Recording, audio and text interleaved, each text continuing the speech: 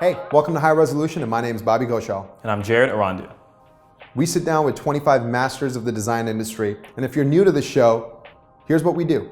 We find the best people to talk about their processes on how they approach, communicate, and deploy design. And for the last few weeks since we launched the show, you guys have been reaching out to us with your feedback and your comments and your questions. Please continue to do that. We love that. We need that.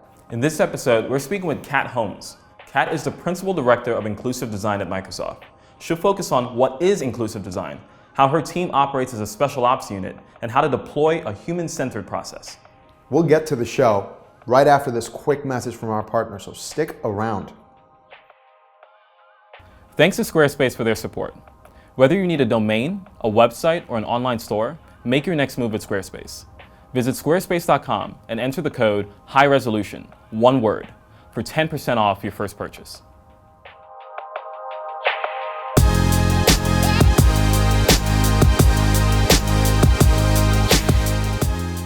Kat, thanks for joining us. Thank you. Thanks for having me. Awesome. So first question for you. What's one thing about design that's clear to you that you don't feel is so clear to other people? Gosh, one thing that's clear about design. I think for me, the interactions that happen between human beings, the relationships that we build, the way that we understand kind of intuitively or culturally what's appropriate for each other, those kind of interactions, that is actually a incredible source of inspiration, insight for how to think about human-computer interaction. And there's a lot of different areas where that could probably apply, but I spend most of my time thinking about computers. And so, as things get more complex, that it's not about having to conjure up things from thin air. It's really like, how well do I understand how I relate to my family, or how do I, observe the interaction between two people that are meeting for the first time? Being able to take that dynamic and understand the interaction and apply that to our design, the principles, the little nuances that make something human and humane, that resource is rich, and there's a lot of places where we can bring that to design as a analog and as a model to think about better interactions. Do you think that observation happens before you decide to solve a problem, or do you feel like the problem arises once you observe the thing? That's a good question. I don't know if they're chicken and egg, kind of happens in iteration. I definitely think it takes a shift in mindset, like it takes a shift in what observations we make, and that shift usually comes from taking it down to like the micro interaction between people. We think about micro interactions in a user interface and all the little steps, but when you start to think about micro interactions between people, and you start to think, what role could this play? If you think about a bodyguard and a client, and you're trying to design a security-based interface, is there something you can learn about those micro interactions and with little steps of how you? I'm not bodyguard, so No, I see what you're saying.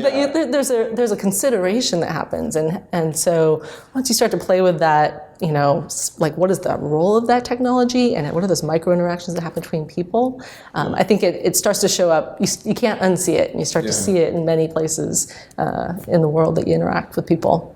Yeah, and it's interesting because the bodyguard example is it's funny because human beings have been protecting other human beings far longer than technology has been protecting. So like you've got millennia of reference material to go back to and learn from. Right? Just call one of your parents. Exactly. Yeah. There's a lot to work with there. Yeah. And that's and some of the things that we've played with is as we've been thinking about, security is a very, very big, important topic coming up, but recreating like a airport border control system, like just recreating even in our studio with every little step, and bringing engineers and designers through that. But in some places we have don't make any eye, like a border agent doesn't make any eye contact with you, but is asking you for your most personal information. It's essentially what we do with technology at times. We're like, welcome, give me all your information, and move down to the next step. Hope for the best, right? Yeah, and so when someone kind of makes that correlation, oh man, at least a little eye contact would have made it a moment where I could know who I was giving my information to, then you can really understand that viscerally and apply that. You remember that when you're thinking about the design of a system. So talking about the design of a system, design is oftentimes seen as a department, right? Yeah. But you see it as a way of working. Yes. And I'm really curious to hear, like, I want you to expound on that idea really, because it's pretty new to a lot of people. Yes, it's controversial, I find, in places too, because there's a lot of expertise and training of designers, right? So it's not to diminish that at all. But thinking about design as a verb rather than a noun or a title has really shifted, I think, the relationship that non-designers have to the discipline. And there's been a lot of conversations, of course, about design thinking. I think you've seen the resonance of that because people feel like it's an access into the design mindset. But when you really talk about the practice of design and what it takes to iterate and frame a problem through a human lens, those are things that everyone who creates a product for people should know how to do. And in my experience, the things that have made the biggest difference is the industry is changing. Again, I work in technology specifically, so the pure graphic design, industrial design disciplines are fundamental still, but what I do today, there was no degree for that when I was in school. There was no degree for interaction, experience design at the system level.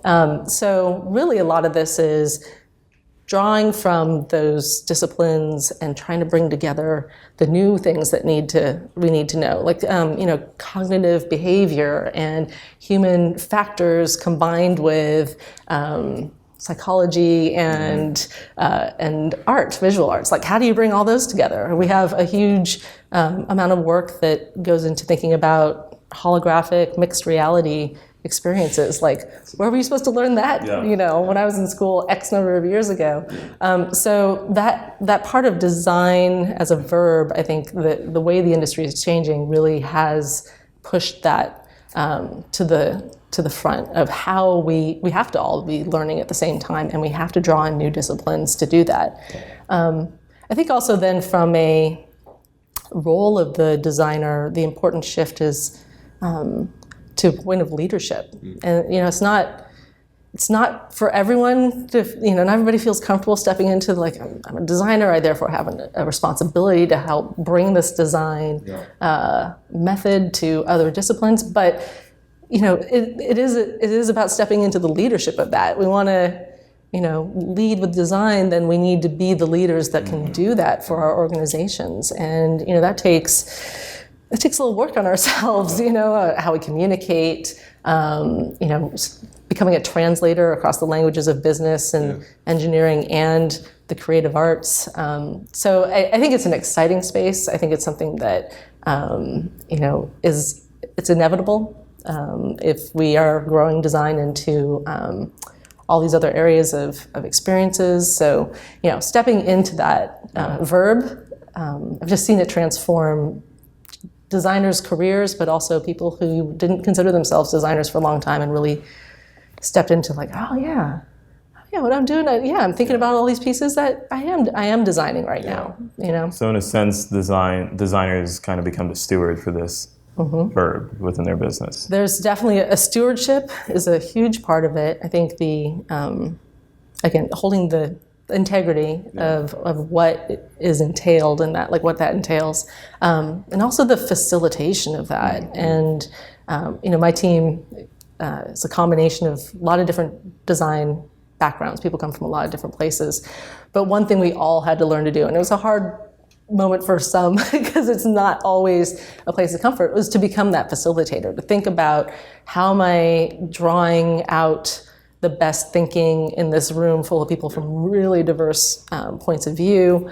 How am I moving us towards an outcome? What's the balance of structure and flexibility to get there?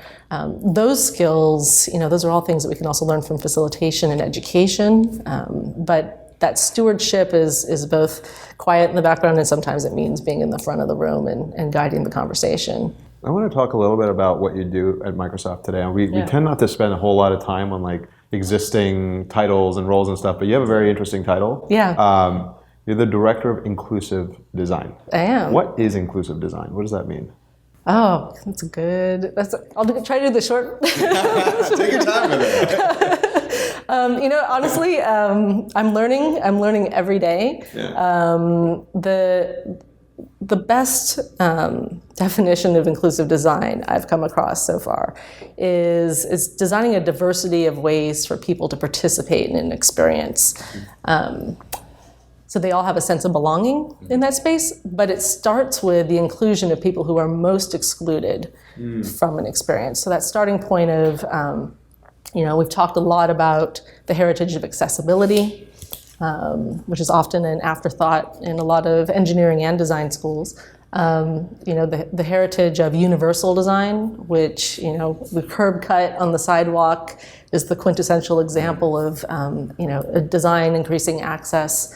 The challenge with universal design, the way I say it, the ways that universal design has been difficult to apply to the digital space is it's been more of a one-size-fits-all kind of thinking, like these principles of every contingency and every possible human circumstance that could occur. So you think a bit about that curb cut, right? Mm-hmm. And you've got the transition down to the street, but the moment that was created, anyone who's blind then suddenly lost that indicator of I'm moving into moving traffic right now. Can you explain to people what the curb cut is? So the sidewalks that we have in a lot of urban environments, especially places where we've created a ramp down to the street level. So there's easy transition for people who use wheelchairs, but also people who are riding a bike or pulling a suitcase or pushing a stroller, all benefit. Even an elderly person, right? Like walking, instead of climbing up. Down. Yeah, exactly. The graded. Yeah, it's graded, exactly. Cool. Yeah, and then what becomes a challenge then is how to then give an indicator to someone who has low vision or is blind that there's now a transition into the road. And so you see the texturing on the curb, and then you hear the chirping of the crosswalk. And so there's all these kind of augmentations that you add on to make sure it works well for everybody. In my mind, that's universal design. It's that corner where you got to make sure everybody can pass through safely, but it requires a lot of augmentation. The thing that's unique about inclusive design is it's more of a one-size-fits-one. It's about creating something that can fit to your personal, it adapts and fits to your personal needs. It changes as your body changes, as your context changes. So it's deeply personalized, but it's also malleable and plastic and can change with you. So that's one long version of inclusive design. And the thing that is most important above all other things is the inclusion of people in that process. And we've been learning a lot about what that looks like, but the one that really stands out that I really hadn't worked with in other areas of design is the expertise, like the human expertise. We were talking earlier about the relationship, the bodyguard or the personal assistant, and how their expertise in creating the experience is something we can use when we design technology. But in the same way, with inclusive design, if we're trying to create experiences for someone who's in a car, right, and whatever we design has to have a low cognitive, it has to not be demanding for your attention, and you can't use your eyes, right? Your eyes are occupied. Well, there's people who've been interacting with technology without the use of vision or through their voice and for a long time through assistive technology and screen readers. And so it's about learning from, spending time drawing from the strength and the expertise of people who interact with technology in a lot of different ways today. And that expertise most often comes from people who we consider in the disability or ability community. And there's plenty to work to improve experiences specifically for people with disabilities. But the real shift with inclusive design is about bringing designers with a range of abilities and disabilities into the process. Back to our conversation about designing, someone who's been using a screen reader for 20 years to code, to write programs, they're going to have a lot of insight into ways to really navigate and make that experience work well for someone who's maybe trying to code in a small device or a limited visual environment. Your screen goes dead. Can you still, can you still code? There are people who can. So in a sense, to achieve inclusive design, you have to have inclusive stakeholders, like people who actually partake. Yes, and to learn from that expertise that they bring as a part of the design process early and often. But short of not, if there are people listening now that are thinking, well, how do I find people that have maybe been shortchanged by the design industry so far with experiences that could actually make the design of our products better? It's hard. It might be hard to find them, right? So short of that, is the answer then to just spend more time with folks that are disabled, or how would you frame that, or how would you think about that?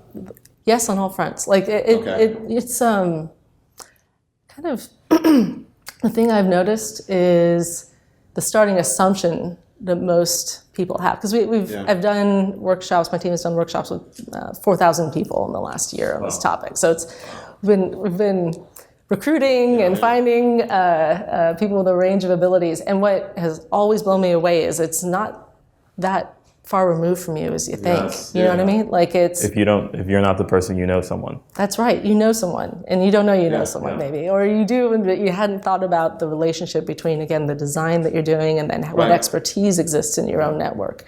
So it is about, I think, committing first to that being part of the design, the way you design, and then knowing what kind of interactions are important to what you're making. I want to think about multiple contexts. I want to think about, how my product will work well in a crowded bar. So, have I spent time learning or understanding in my community, what organizations already exist? How much time have I spent going to an event, an ASL only event, and have I put myself in that place to understand the language difference if I'm the only person who doesn't sign ASL in an event where everybody else does?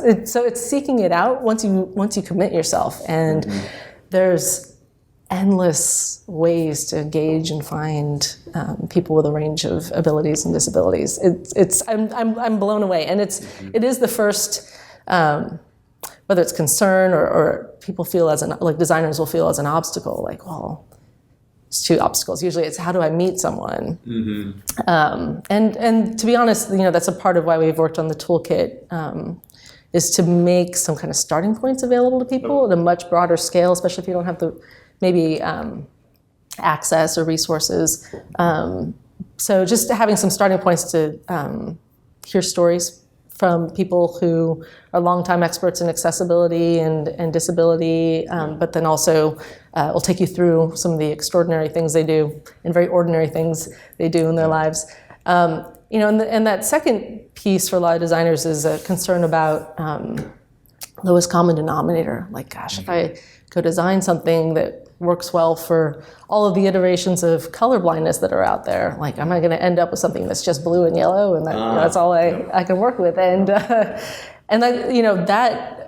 those two things, that how do I meet people, and then what happens if I end up with something that works for everyone but no one loves? And I think we've been debunking both of those. You have community, you just need to go ask. And then also, if you think about that breadth of different breadth of considerations for color, as an example, from the beginning, then you will have it built into your process early. You can then use it as a creative constraint as opposed to a legal requirement that you're working with. And the toolkit you were referring to is the Microsoft Inclusive Design Toolkit. Yeah. That you worked on. Yes. Which is up for an award. Up for an award. That's awesome. Thank you. Major reward. So before we get to the toolkit, which I think is going to be awesome for the audience, the shift from one size fits all to one size fits one is really, really powerful. Yeah. It's a major mental shift though, right? It is. I would love to hear at least one or two examples of what is a one size fits one product or solution. So I'll pick an easy one from a team that I love working with, and not everybody's familiar with this product, and so I also try to tell people so they can check it out, because it's free. It's free. Sorry, we have one in the bag. 3 cameras staring you down right now. I'd be remiss if I didn't. But so the reason I love OneNote's a product that's been around a long time, and it's not the one that comes to front of mind for a lot of people, but there's a set of tools that this team created. They call them learning tools, and the project started by this team works with students with different types of dyslexia and teachers who lead classrooms with lots of different learning levels, learning abilities in that classroom at any one time. I mean, I am amazed at the thought that goes into making sure that you can reach every student with such a diverse environment. So from working with both those students and teachers, the OneNote team developed these learning tools that take any text. Now you can take a scan of something printed, or it can be something off the web, and display it visually in different ways. You can adjust the spacing of the letters, you can adjust the font, you can add the kind of syllable elements that break it out. You can call out different notes of grammar, which I would have loved when I was in school, because I was not great at grammar. And then at the same time, you also can highlight and read to you while it's visually kind of moving through the paragraph what's on the page. And all of those practices are out of long studied, well researched methods of working with students with different forms of dyslexia, but bringing it into a digital environment where a student has the control over the visual presentation of that reading material, and that seeing and hearing at the same time is a reinforcement, because there's no one form of dyslexia, and there's no one form of learning, and there's no one form of retaining what you read. But we find if you can adjust and make those things work well for you, then there's a whole nother level of retention that's possible. So something like that works. We've seen, we make it a free tool for, it comes free with OneNote. So, but it's made a difference in reading retention and rate of reading for children. And then also for anyone who's learning a language for the first time. So if you're learning English for the first time, we've got some complex grammatical and spelling challenges in our language. So especially with American English, right? So we find that the biggest kind of audiences for this are students, and then also anyone who's learning English for the first time. And you wouldn't have always connected those two audiences together, and you're thinking about the design of something. So that's one where it can be.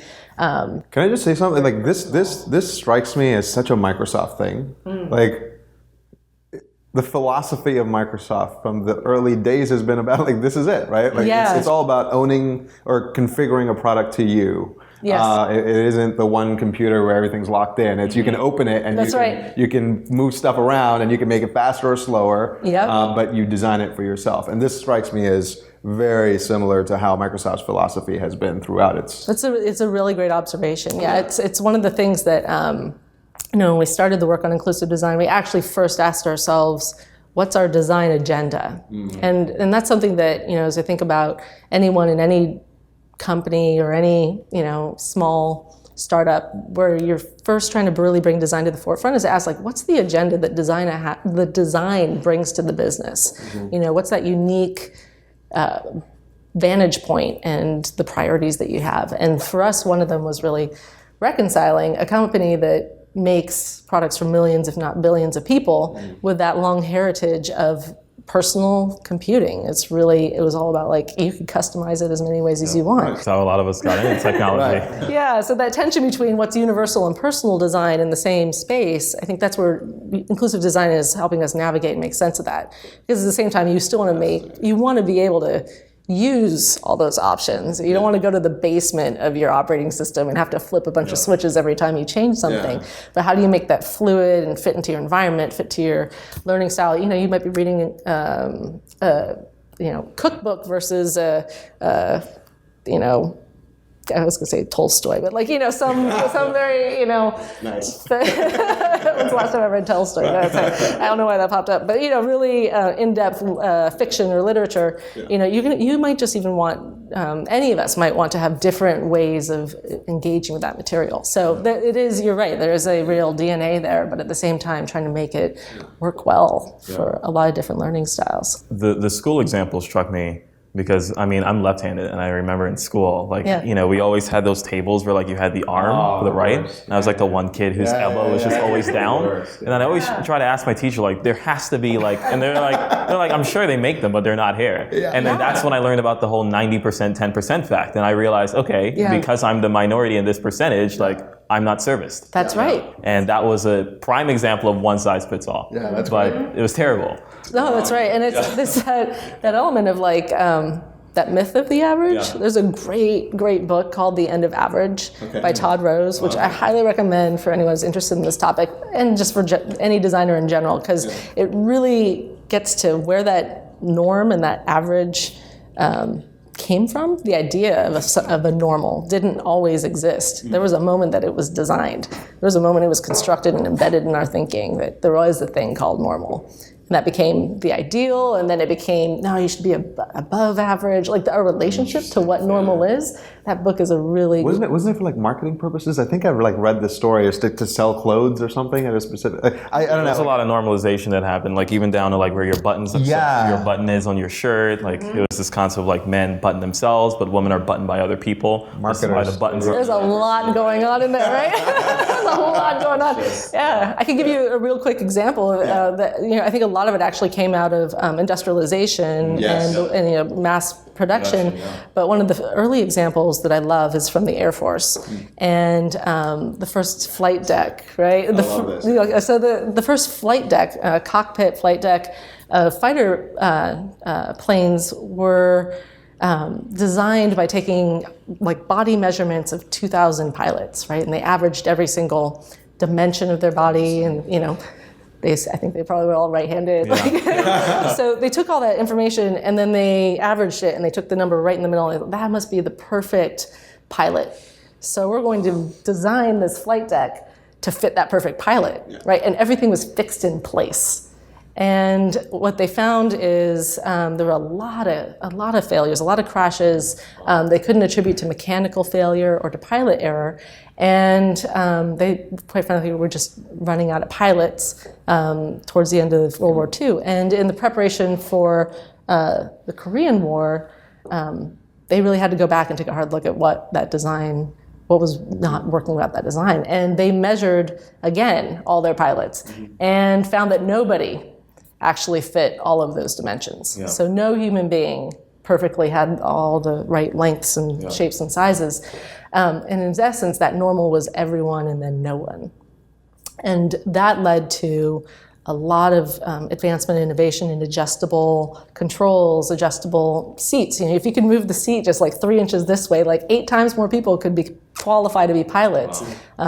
Chin straps. A lot of our automotive, cars and safety features in there come from those early advancements. So that idea of normal, I just love to push on it because we've been kind of, as engineers, designers, conditioned to think about 80-20. I keep doing this bell curve, but the 80-20, and it's a bit confronting sometimes to say there is no normal, there is no 80-20. There's only diverse bodies and diverse people. I mean, just everybody's different. So then what do you do? And that's where we've really leaned on, I really lean on thinking about exclusion, right? Like just what is it you're trying to design right now? And who is going to be unable to use that? Who is most unable to use that, swing set in your backyard, or the prosthetic arm that you're designing, or the desk that the student sits in? Like, who is most unable to use that? And then think about what is actually going to serve and adapt that personal fit for someone. So are these things some of the things that were captured in the Microsoft Inclusive Design Toolkit? Yeah, some of them there. We really focused on trying to keep the fundamentals in there, like make it a starting point for people. Of course, we're experimenting and exploring in lots of different spaces with a lot of different partners, but that toolkit really asserts some fundamental principles. And one of them is, the heart of it really is testing that definition of disability. And for me, the moment that really cracked my brain open was the World Health Organization defined disability in 2001, and it was a dramatic redefinition to a mismatch, an interaction between the features of a person's body and the features of the environment in which they live. And that could be a product, that could be software, that could be a room. That mismatch and interaction, really stood out as a concept that we hadn't really thought about as designers before. And anyone who considers himself an experienced designer, an interaction designer, like, whose job is it if it's not yours or mine to raise and lower those barriers, those mismatches in interaction? So in that sense, everyone has a disability. Everyone experiences it, yeah. And I think, again, it's important to recognize there are, words and matter, right? The word disability has a very important connotation to disability rights movements, to communities, but there's something to also taking the idea of understanding that we all experience. Because whether it's permanent, temporary, or situational disability, when we can't interact or use a place where we don't fit with the product or environment that we're in, we all experience that. But also, we are all on, aging curve line. There was a time when we couldn't, reach the doorknob, and there will be another time when we are unable to reach the doorknob because our bodies change with time. And I think that back to that, breaking down that idea of normal. The most fundamental way to address bias is to take a close look at our own ability bias. If I'm designing something that I can see, and I'm designing something assuming that, this is a right-handed person using this product, that's one of the most basic kind of biases we have. It's like, okay, how do we really challenge and think about the multiple ways that people interact with this in different environments and over time in their life? Thanks again to Squarespace for supporting the show. Squarespace is the all-in-one platform to get a domain, create a website, or build an online store. They have beautiful, award-winning designer templates and 24/7 customer service. Our project, High Resolution, is on Squarespace. We chose it because it just made sense. We had a lot of research, writing, preparation for our interviews, and traveling to do. We just didn't have the time to waste figuring out how to style or build our site. So we just hopped on Squarespace, checked out their templates, and picked the one that worked for our brand and our style. We were done in less than a day. So if you've been thinking about starting your own website or even online store, start your free trial today at squarespace.com and use the offer code HIGHRESOLUTION, that's one word, to get 10% off your first purchase. Make your next move with Squarespace. We'd also like to thank our friends at InVision for their support. InVision is the world's leading product design platform, powering the future of digital design through their understanding of the importance of collaboration. They're used by some of the most innovative companies in the world, like Facebook, Capital One, Netflix, and Airbnb. I work with remote teams all the time, and I found that keeping a healthy dialogue is really important. Without it, building strong work relationships gets a lot harder, and that leads to poor collaboration. I've also found that prototypes are a great way for me to show my full vision for a design, and this helps cut down a lot of back and forth. InVision makes all of this really easy. You can rapidly prototype your designs and collaborate across every stage of your project, taking your ideas from concept to code. It simplifies virtually every aspect of the design workflow and makes collaboration a core part of the process for everyone, from project managers to designers, developers, and writers. Teams that build digital products are at a serious advantage when they use InVision's suite of prototyping and collaboration tools. It's the best way to get everyone on board. Visit InVisionApp.com/high-resolution for 3 months free.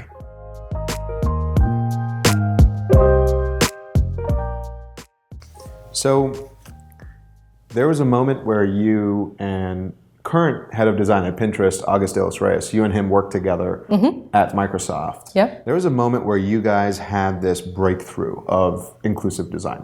And I can see why. I mean, it's a fascinating idea, but it's not an immediately graspable concept to most people. I'm very curious how some of those first meetings went when you guys decided to bring it to the CEO and other people in the company. How did you socialize it? Because now you guys have like a manifesto in the company. This is the way you want to design moving forward. So this was a breakthrough for the company, not just for you, right? So how did you socialize this? And how did you get Microsoft excited about it? This is the fun part. This is where I tell you all the subversive things that we did.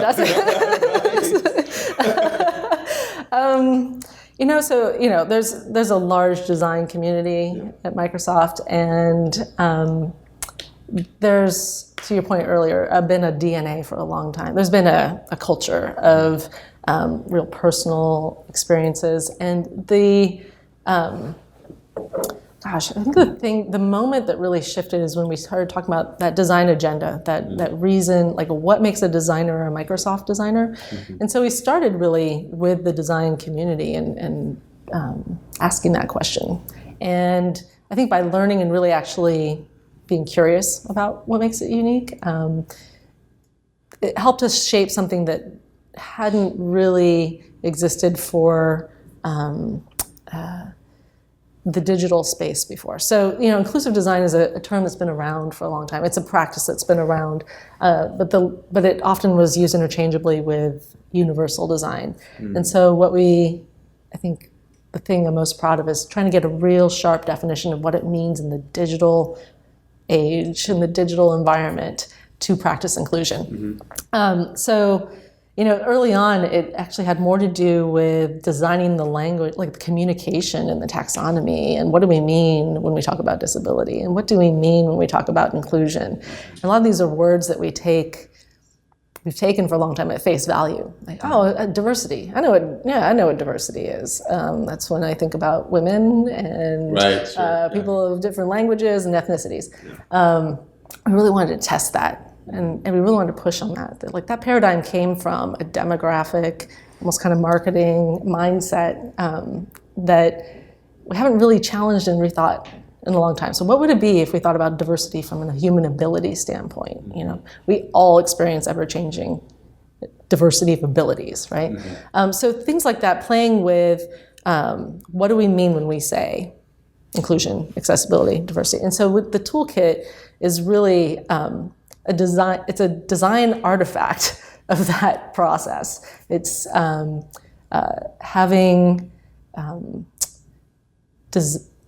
making accessibility accessible to designers. It was about putting forth something that was visual and verbal to try to describe this concept. And so, when we did that early work on the toolkit, it was about, bringing that out to the design world, even beyond Microsoft first, before we had done any kind of executive reviews or anything. Like, put it out in the world, and if there's a resonance back, sometimes that helps reinforce to your executive leadership, even more so than you trying to beat the drum yourself and say, we believe this is important. So we extended out to, August has an amazing network of people in the design community. I've come to really appreciate the universities that have been thinking about this space, the academia in this space.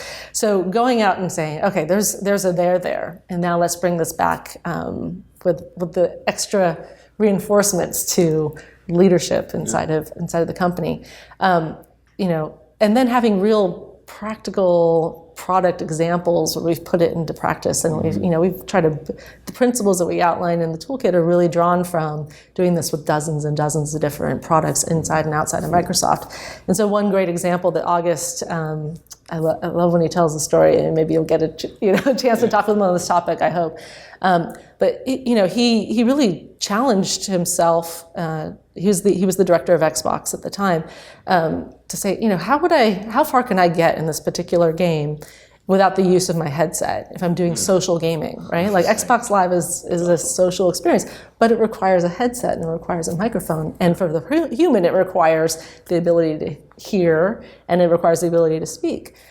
So he played quite a few games without his headset and found that he couldn't progress past certain levels or certain, what do they call them, drills, like quests and drills. I don't know anything about video gaming. I'm useless. That's why you need to talk to August. But no, he couldn't make progress because there's things that required cooperation, but cooperation required that headset. Yeah. And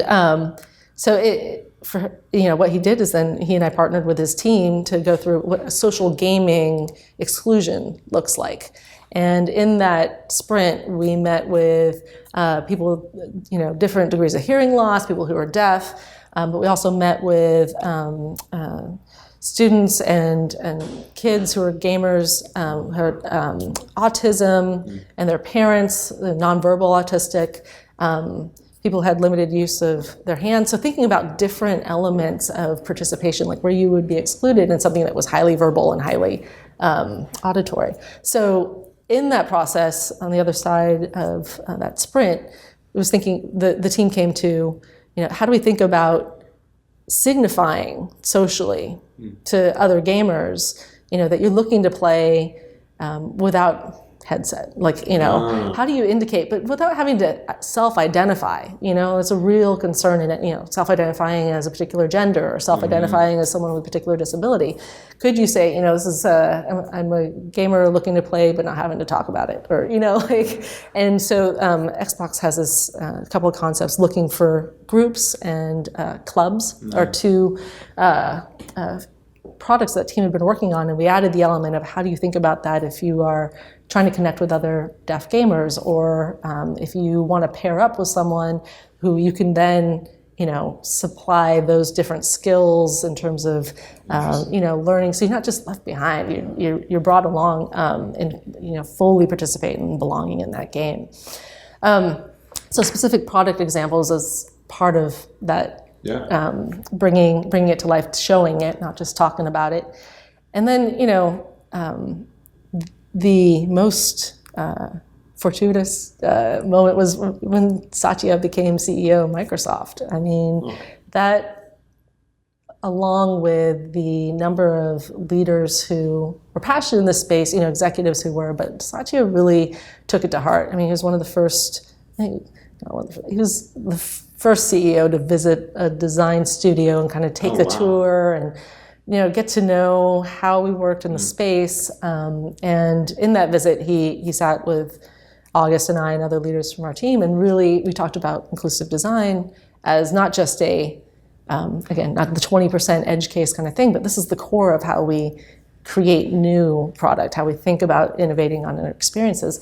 And he just blew me out of the water because he was right there in the next step and adding on and building to it with, so if we think about, an operating system or something like, a digital assistant like Cortana or Siri, how do we design that if we were to start, how we design that digital assistant if we were to start by understanding how someone who's blind is going to interact with that digital assistant through all areas of their life. So him adding that in was, it was exhilarating because it's that design verb. Yeah. He was that verb. He's being that verb. He's been that kind of a leader and making that conversation, helping it move forward. I'm guessing too, by making it a conversation and by being additive to the initial, the groundwork, the framework that you guys were putting together for inclusive design, that probably gave you is permission to think even bigger. That was the ultimate buy-in. Yeah. It does. Yeah. It gives that. When it's built into the way that your CEO was talking about the role of your company in the world is to empower every individual. And he specifically the leadership team specifically said every person in every organization on the planet, they did this on the planet, right? It was like Nice. you have that on your mission statement. It's really specific. But to do that well and to do that with integrity is a long game. That's not something you flip the switch and suddenly it all works beautifully. It takes a lot of time and work to get there. So that what that does do is create, I think, a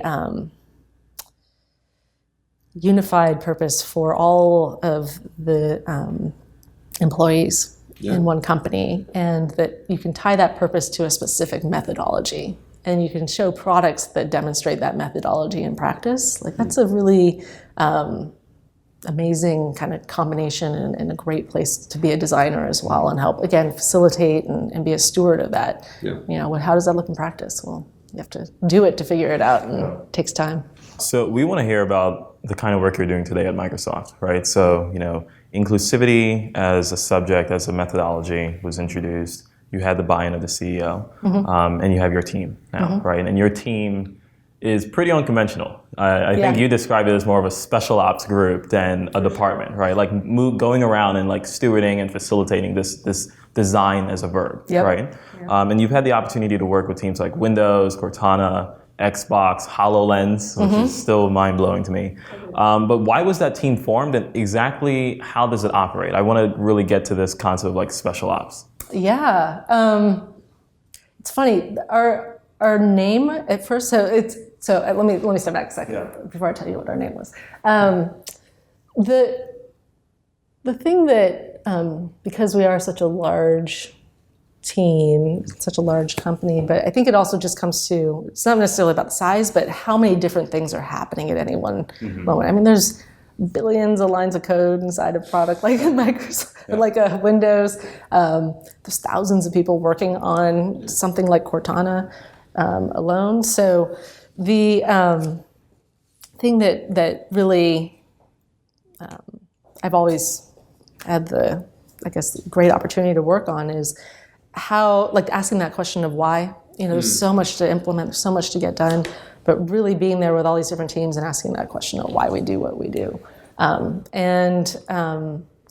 Usually that was in the form of incubations, new projects. I worked on a lot of things we see now, but I was working on them 3 to 5 years ago. But what I found in every little incubation project I worked on, it was like methodology, was hard to connect. And so we just honestly invested. We just said, okay, how do we put this into some practice that we can articulate and repeat and demonstrate? So the very first name of my team was Activation, actually. So it was like this. And of course, nobody knew what that meant at the time.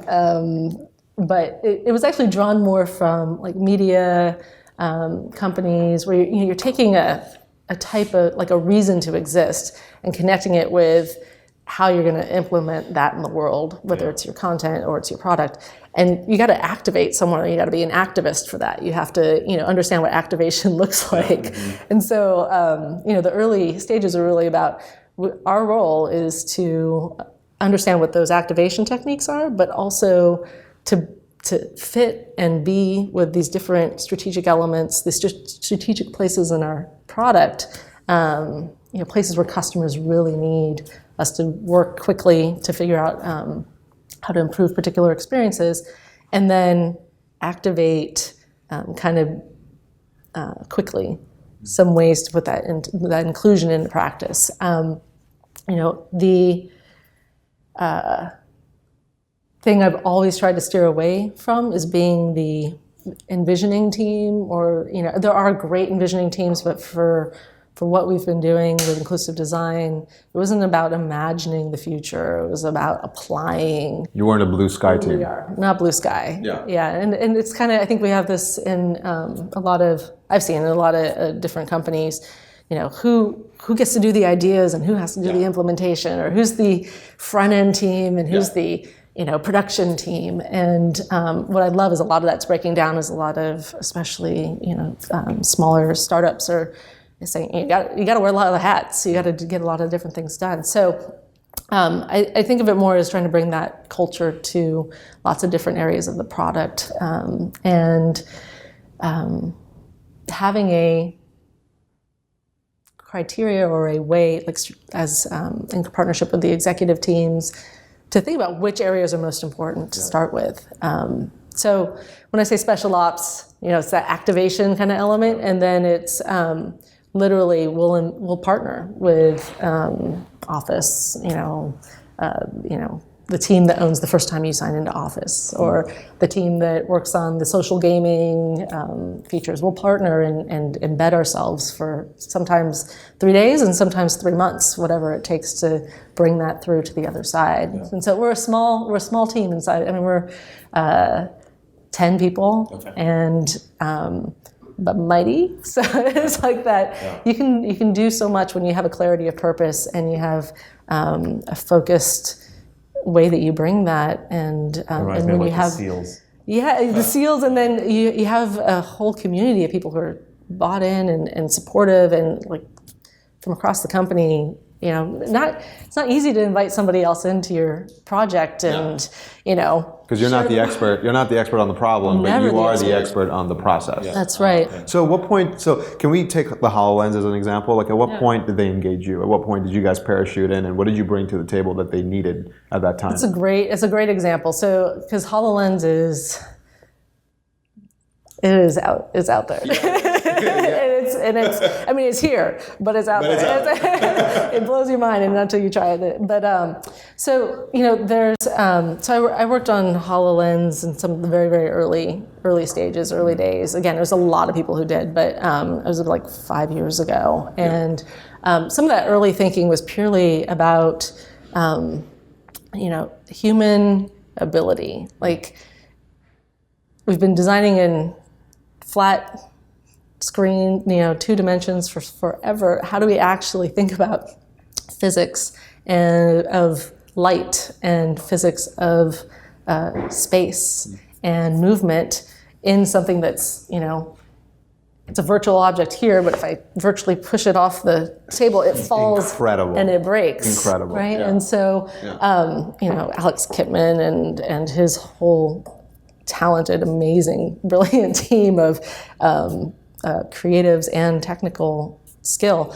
Like, a lot of it was talking about empathy. When you can virtually kind of be in a room with another person, not just face-to-face, screen time, but there's actually there's Jared, and this is where he's sitting, even if he's actually halfway across the country. What kind of elements, that emotional connection is important, and how do you embody, we're going to make an avatar of Jared, but how does that, how do we make that human, but at the same time not trying to just replicate the human?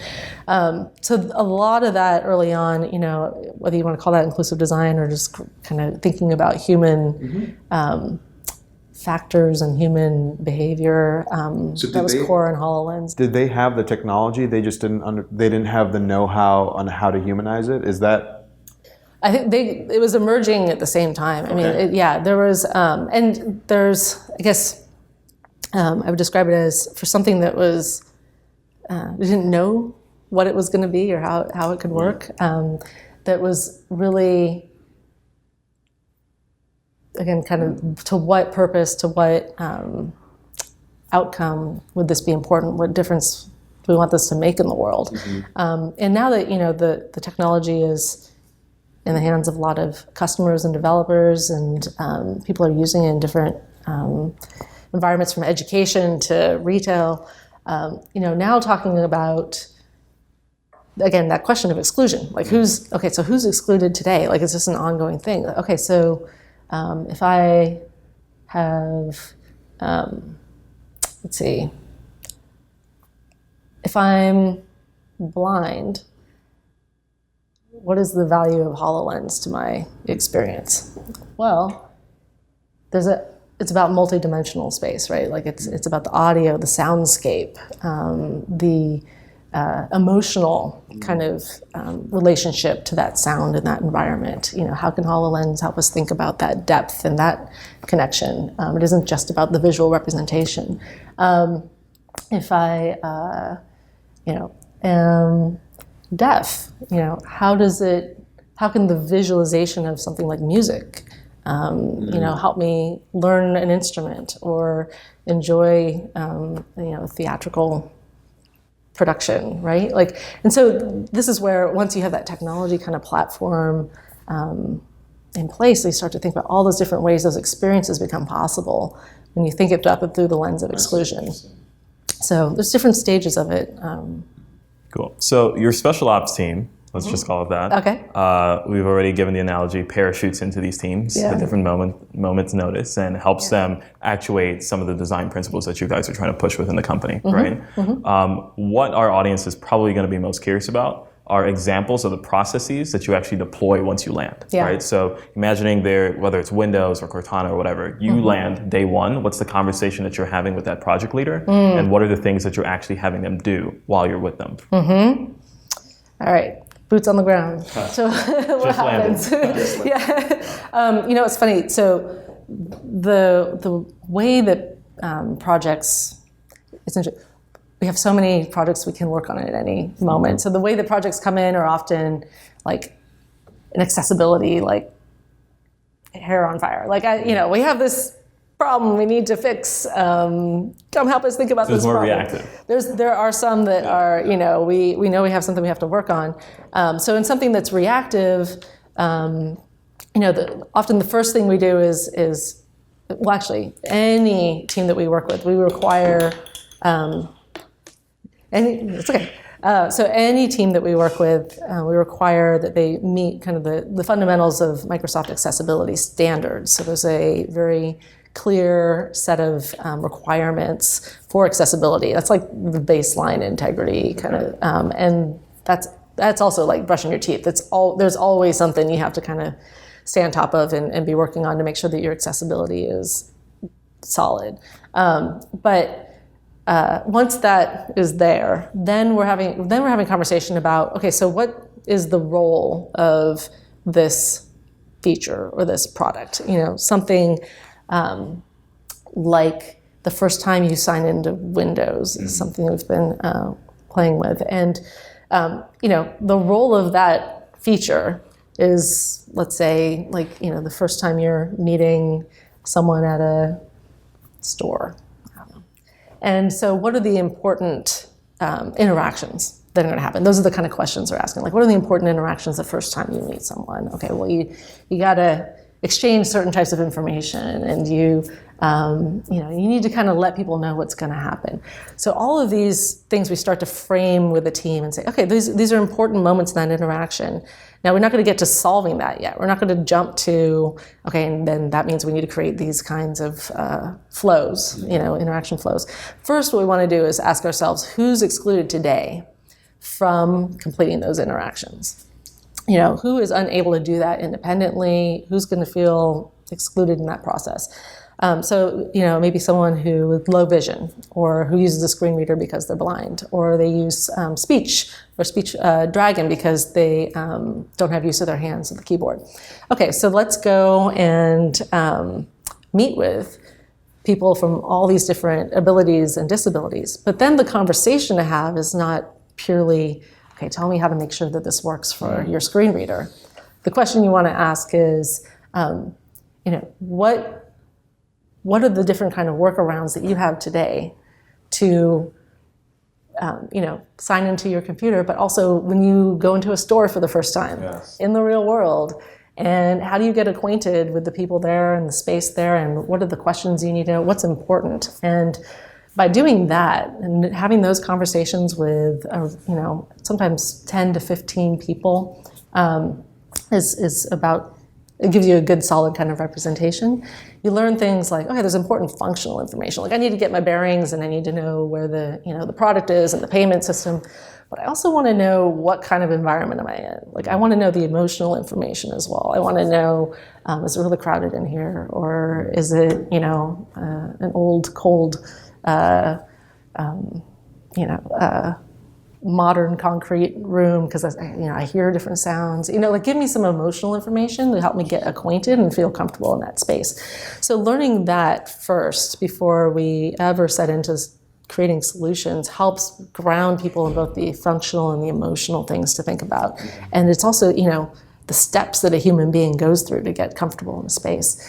Then it's, okay, now That's kind of we would call that like the recognizing exclusion phase. The second stage is really about, thinking about those mismatches in interaction. Okay, so where did somebody want to pay for their, I'm using the real world, like in the physical world, pay for something, but the payment system was a touch screen, not a human being. So there was no one to talk to. There was no physical kind of cue on how to interact with the system.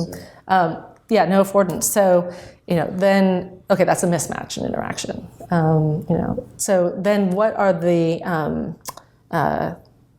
things that you can start to resolve around that mismatch? Okay, providing some kind of affordance. Okay, this is what we're about to do. Here's my information. Where is it going, and how am I going to get there? And those things then become, you think about from an emotional and a physical lens at the same, or functional lens at the same time.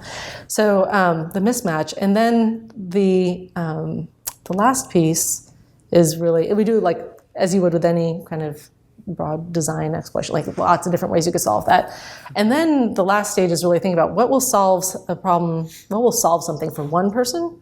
One of those subject matter experts that you met, who experiences exclusion, solve it for that one person. What's also going to work for anybody who's got a situational or a temporary mismatch or disability as well. So doing that, drawing up, that's the part that I think the real magic comes in, because it's having to take a moment and say, for someone who, is again signing into Windows for the first time, they might be blind.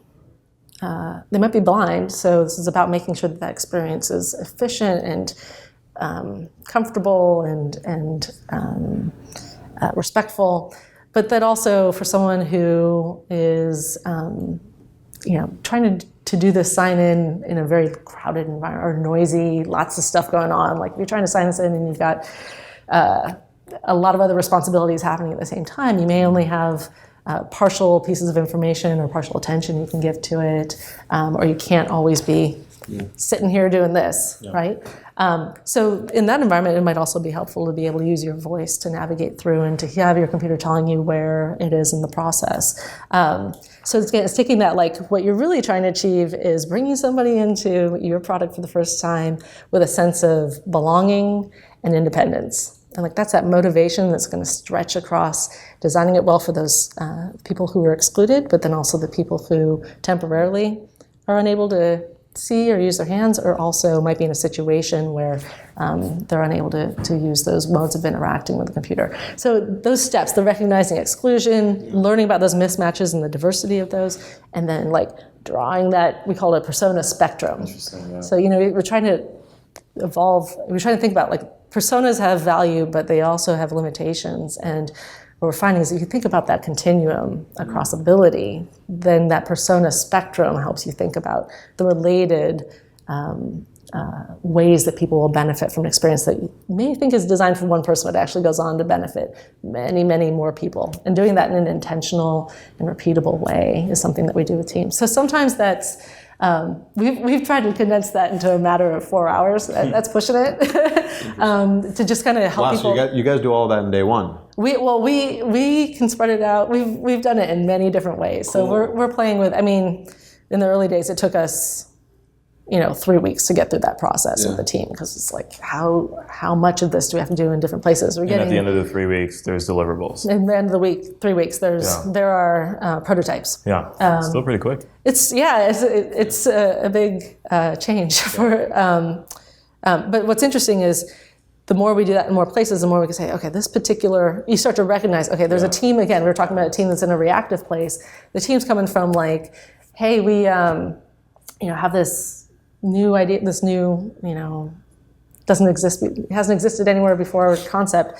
Okay, well, you don't necessarily need to go through all that same kind of process. You can start maybe a little bit more with, okay, let's just go learn from many different abilities and disabilities that people have over time, and what they're going to encounter as they use this new experience. So there's ways, I like to think of it more as modular. Yeah. And so we can take those Legos and we can say, okay, you need Lego A and L, but if we just use those now, it's going to help you down the path. But we always try to start again with the foundation of like, at least know your fundamentals of accessibility, and then also know that these are the three things, recognize exclusion, learn from human diversity, and then like extend that from one to many people. And because I'd rather have you come out of that knowing how to do that for yourself. And the Lego pieces there, you're referring not to the process, right? Like picking and choosing what parts of the process, because processes tend to be thought of as linear, but they're hardly linear.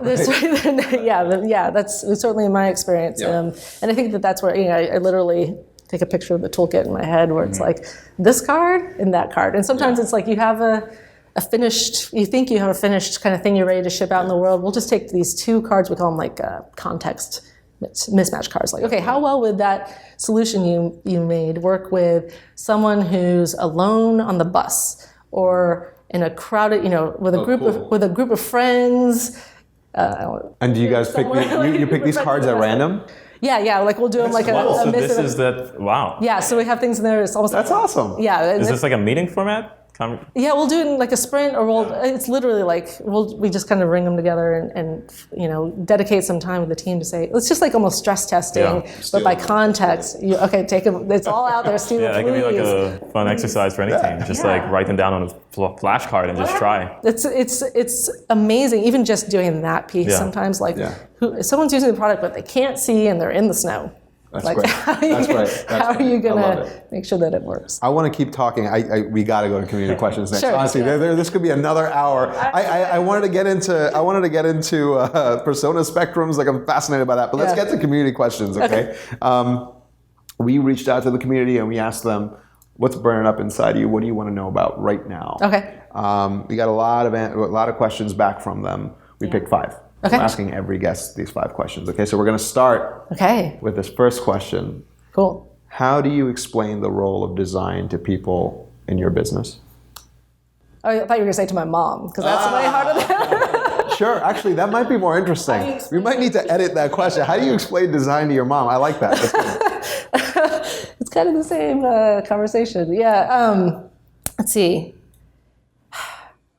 I kind of gave up on having to explain it. Like, I gave up on trying to explain it and more demonstrating in the moment. So if I tried to explain it, I would say everybody can relate to an area in their life where they're like, who wasn't thinking about a human being when they designed this car door, or like this thing that keeps hitting me in the head every time I walk in and out of my house. Like, that's kind of the most fundamental, like the thinking about the human being in the choices that we make when we create environments. That's my kind of most global definition of design. When I describe it to my mom, it's more, okay, so how you hit, like, you open the car door and all the rain falls in? Okay, that was a bad design. But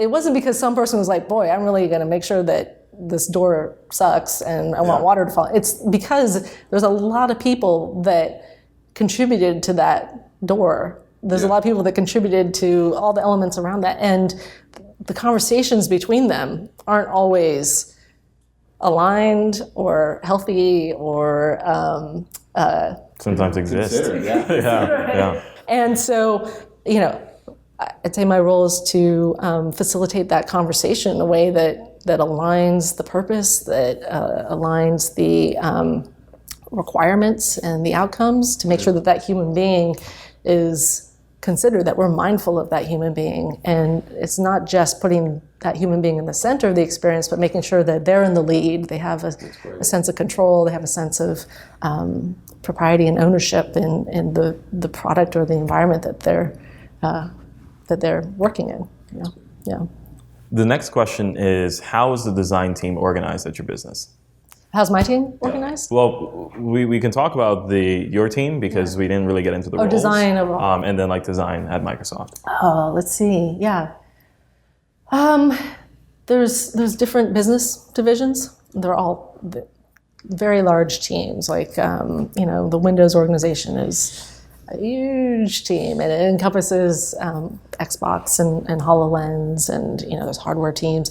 So for every business, there's a different structure. Okay. And I guess there's a hard structure and there's a a soft structure. The hard structure is, most of the teams really pair with the engineering and the business kind of structures. If there's an engineering team that's disseminated, we'll often have the design team kind of match that.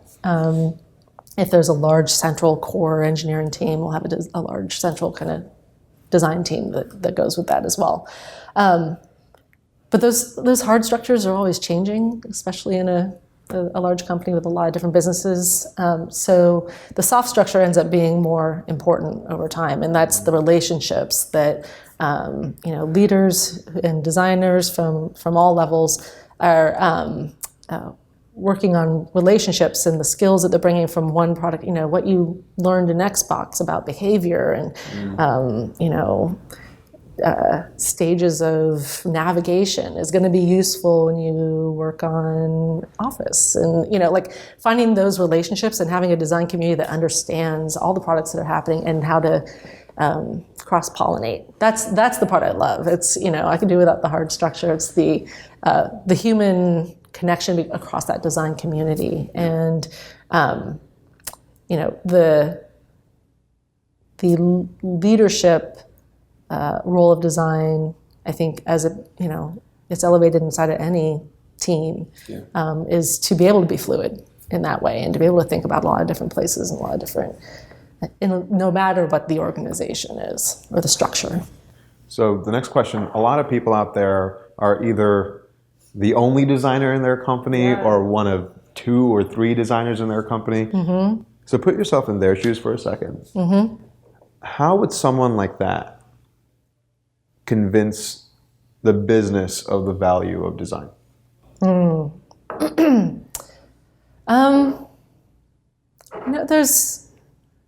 I think even inside of large organizations, there's a lot of times where a designer will feel isolated. Sure. And I think the same is true there as it is for someone who maybe is in a company and the only design leader, I'm going to say the design leader in that space, is that you're not alone, and the reinforcement for the value is not alone. And I think I've met a lot of designers who kind of want to carry that burden themselves. Like I have to carry the flag up the hill, and there's a table, and I want to make sure I have a seat at the table, the mythical table. Yeah.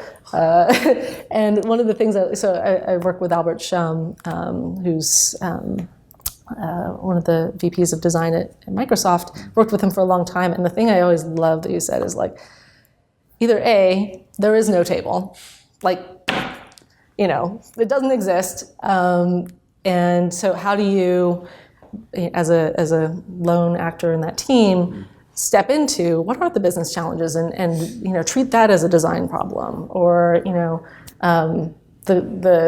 you're feeling not included in a particular set of decisions, okay, well, deconstruct that as a design problem. What's missing? How would you reframe that? What is the research you need to do to understand what would make a difference? How would you design just play with it, right?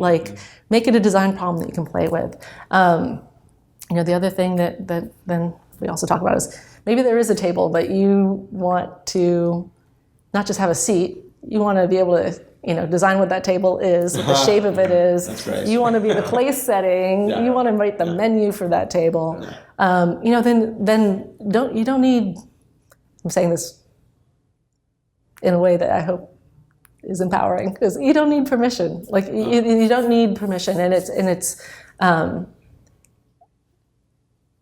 not just about the object and the artifact that you deliver and trying to sell the value of that. It's about the way you think. And if you can communicate the way you think as an aspect is a valuable asset, the way you plan that menu, the way we get to that meal at the table, that itself helps transform how people think about you as a designer, as your role and your value in the organization. Most people, I'm going to say, within the business world and the engineering world, one of the greatest values that design can bring is to help people think about how they think. And it's not, there's like I think the word is metacognition, metacognition, but thinking about how we think about our business, how we think about our engineering structure, like, how we think about our political structures, our social structures, like that's the magic of, that's magic to other to people who have not experienced it. And so bring all that, and work with your own role as a design challenge to, how would you create that space? So the next question, assuming that the designer has brought this way of thinking to a business, how do they measure and present the results of the decisions that come out of it? Of this way of working and thinking, because the challenge for a lot of people is, well, the thing we hear a lot of designers say is that they don't know how to measure success for themselves, right? They work on these interfaces, they work on these designs, and leadership is oftentimes looking back for a numerical metric. Maybe it doesn't always exist, but like, how can someone actually present some sort of? It's such a good question. It's such a good question, and I haven't seen one answer to that question. So it comes up in the context of inclusive design. It's come up in the context of accessibility for years as well. And I think it's interesting that those two disciplines, accessibility and design, kind of have that same challenge, because there's a real risk in being the team that does something that's nice to do, or even the right thing to do.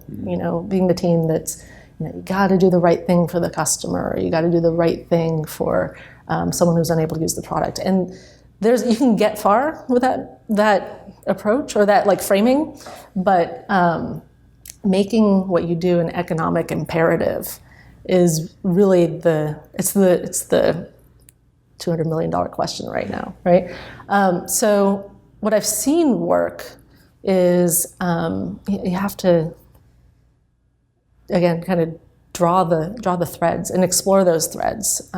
For inclusive design, as an example, when you see something like, the monthly active users, or product satisfaction scores, and things that I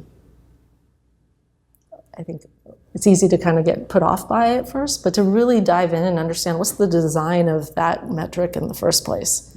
How is an NPS constructed? A Net Promoter Score constructed? What does actually go into, the framing from a financial and from a business standpoint of customer acquisition costs, right?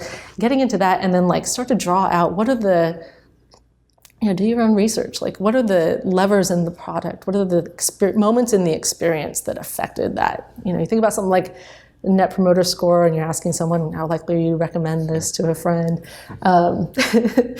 There are ways to, I've been playing with this and I'm learning right now, but really ways to get into, there are these moments in our experience when someone encountered that, they upgraded to a new version of your application. But once you did that, you moved some feature or some element that they were familiar with to a new location, or you nested it inside of something.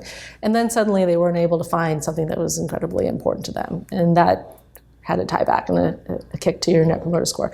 Get curious about where that metric, what those metrics, why your business cares about those metrics, and then use your design, process, your design mind to get to, those moments in the experience. Then you start to get to, okay, how can we build some metrics around that experience outcome? What are the ways to know that when we make a particular change, how well do we help people learn how to navigate and find that new feature, or that new, we gave it a new name. How do we help people know that it was that, now it's this? Those are the things where you can build out metrics. I've seen, ways to start to do that have a science-based relationship to a larger metric that may seem more abstract. That's as best of an answer as I have. I'm on the quest, so I would love to hear from other folks as well, because it is a real opportunity, I think. Yeah. But it's also a real challenge. Well, you'll hear from at least 25 people. Okay, great. Maybe 24 other people. I'm going to watch all of them. Yeah. I need some other ideas. So we can end with this last question here. Okay. As the function of design starts to evolve, and it continues to evolve, and it has been for like the last 15, 20 years. Yeah. What are some of the roles and methodologies that you think will start to emerge over the next 5 years? Oh, 5 years. What happens in 5 years? What are some of the roles? I